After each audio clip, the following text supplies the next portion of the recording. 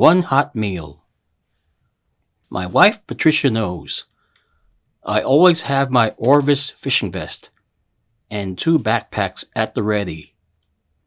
I took them with me to Haiti after the earthquake in 2010, to New York when Hurricane Sandy struck in 2012.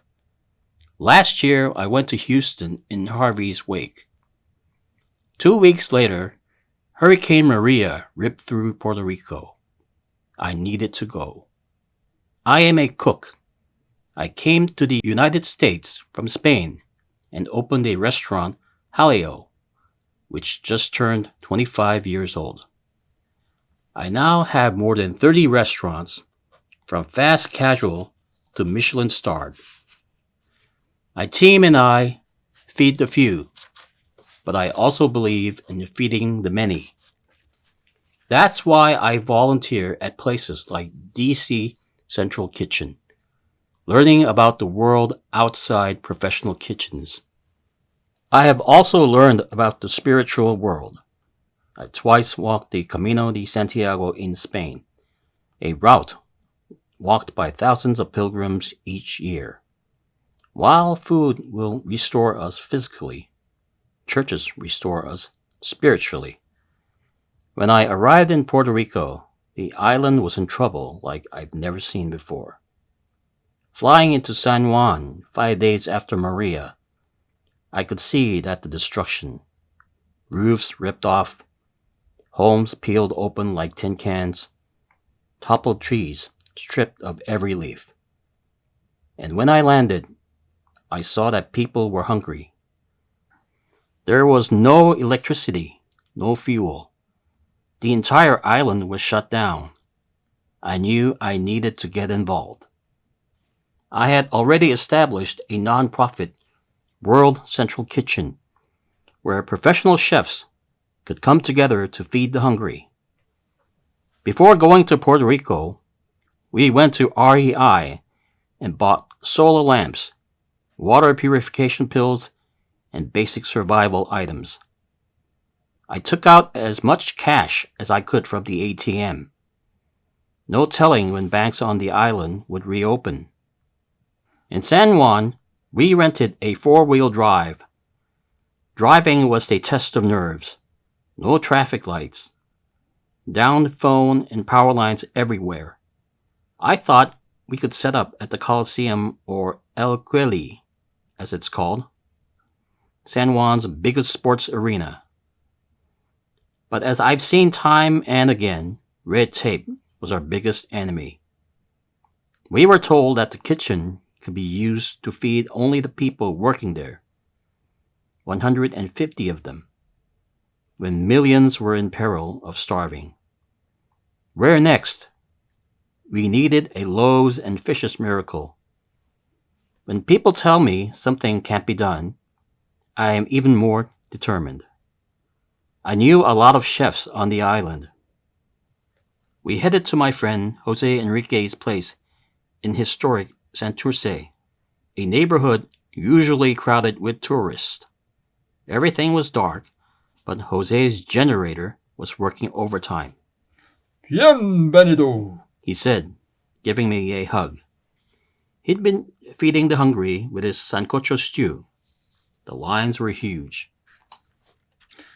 We ran out early every day, he said. We can help, I told him. Jose's place became our center of operations. We served sancocho outside. Inside, we set up a sandwich-making assembly line run mostly by volunteers.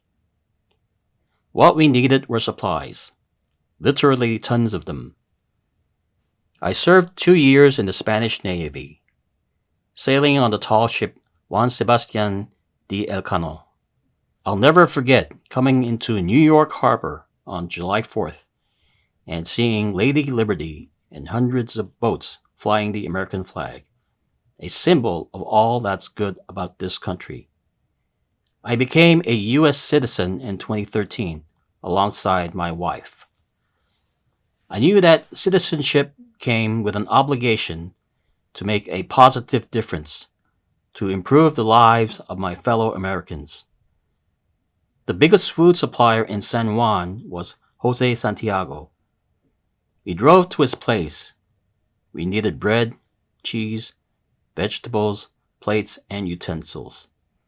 We'd have to buy on credit. The cash in my backpack wouldn't go far. As we talked, I was amazed to see a picture of the Juan Sebastian de Elcano on his wall. "That's the boat I sailed on in the Navy," I said. He asked where my family was from. "Austrias," I said. His family had come from Austrias too. That did it. We shook hands on the deal and filled up the four-wheel drive. The loaves and fishes miracle was becoming a reality. Back at Jose Enrique's place, we gathered our team, a growing group of chefs. I sketched out our needs on a flip chart. Energía, gasoline, natural gas, and diesel. Alimentos, dry goods and fresh goods, especially water. Comunicación, social media to get the word out. Voluntariado, volunteers. When I helped out in the Rockaways in New York after Hurricane Sandy, I saw what a group of very organized church volunteers could do. The Southern Baptists were everywhere, dishing out mashed potatoes, chicken tenders, and gravy. Their mission to be the hands and feet of Jesus to people seeking hope during a time of crisis. We could do the same. We could learn from them. We branded ourselves #Chefs for Puerto Rico and set up a WhatsApp group. Phone calls and emails were unpredictable, but WhatsApp worked. I insisted on preparing hot meals and sandwiches. In a moment of crisis, a simple sandwich looks like heaven. And if you feed the people, you are creating an army of first responders. They in turn help others. We found food trucks drivers. We fed the local police, and they donated diesel in return. We kept doubling our output. From 500 sandwiches to 1,000. From 2,000 hot meals to 4,000. Soon we were doing 10,000 meals a day. Could we do more? More than the government? I often thought of something my father told me. We would cook paella over an open fire on weekends. I, of course, wanted to help. Build a fire, my father said. Gathering wood, building the fire, these didn't seem as important as being the chef stirring the paella. One day I complained. My father replied, "The fire is everything. If you don't control the fire, nothing else matters." The fire for us was building the network of helpers. Anybody and everybody. We reached out to corporate donors. Goya Foods sent supplies. UPS sent bottled waters. Chili's restaurants donated thousands of pounds of chicken. A restaurateur friend was abroad when Maria hit, but he sent me a message. "Take everything out of my refrigerator and anything in storage." I went back to the Coliseum. This time, my efforts were successful. Soon, El Colli was a buzzing scene inside and out. Generators humming, the scraping huge paella pans, cooks heaping mounts of rice in stock. So many amazing volunteers came to help. Sometimes a priest would lead us in prayer. But those weren't the only prayers. One cook said, "God bless Puerto Rico," every time she poured oil into a pan of rice. The blessing was the exact amount of time for the oil she needed. I felt like I was living two lives. I'd heard from our R&D department in Washington, the general manager at our new Zaytinya in Texas, the chef at our new restaurant in Beverly Hills. Then I talked to the cooks and volunteers about the sandwiches they were making. More mayonnaise, I said. The sandwich has got to have fat, calories to be moist, and it has to taste good. A plate of food is more than food. It sends a message that someone cares about you, that you are not on your own. We fed the National Guard and Homeland Security, partnered with the Salvation Army and the Red Cross. We partnered with FEMA eventually, but this network of restaurants and chefs made it happen.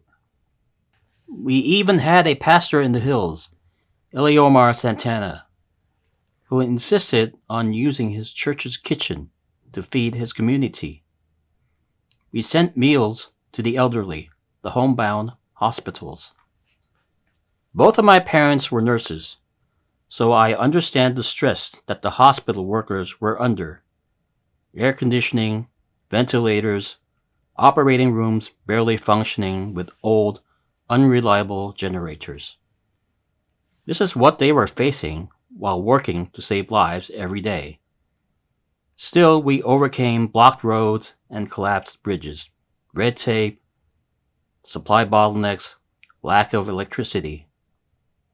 Today, we have served over 3.5 million meals with 20,000 volunteers working across 25 kitchens. It has been hot, sweaty, exhausting work, but it has also been life-changing. My friend Robert Egger once said, To open charity is about the redemption of the giver, not the liberation of the receiver. Our food was liberating. I went back at Thanksgiving with Patricia, with our 3 daughters, and we cooked to thank all those who had helped after the storm, especially the chefs. Chefs understand how to create order out of chaos, just as they know how to control the fire. There were times when we didn't know what to do, but we kept cooking, and the fire kept burning. Sadly, there is always another natural disaster around the corner. While most of our team was in Puerto Rico, we watched from afar as wildfires devastated Sonoma and Napa counties in California. My friend Guy Fieri began cooking thousands of meals for evacuees and first responders, saying we were his inspiration. If this guy is able to go to city with no power or running water and is able to feed thousands, we've got to figure this out, He said. How to make a loaves and fishes miracle. You can't possibly plan everything in advance. You show up, you spread the word, you pray, and help comes. We needed a restaurant. We got one. We needed chefs. They came. We needed food trucks. We got them. We didn't have gasoline, so we traded it for food. We needed more space and found it. We needed volunteers and they came. 20,000 of them, making one plate at a time, feeding the many. I'm back home now, but Patricia knows my vest is ready. Those well-traveled backpacks are ready. World Central Kitchen is working to increase resiliency in Puerto Rico so it can better withstand the next hurricane. We are working toward new solutions to combat hunger, new responses to emergency, new pragmatic approaches to disaster relief. And when the next hurricane strikes, we will be there, always working to change the world through the power of food.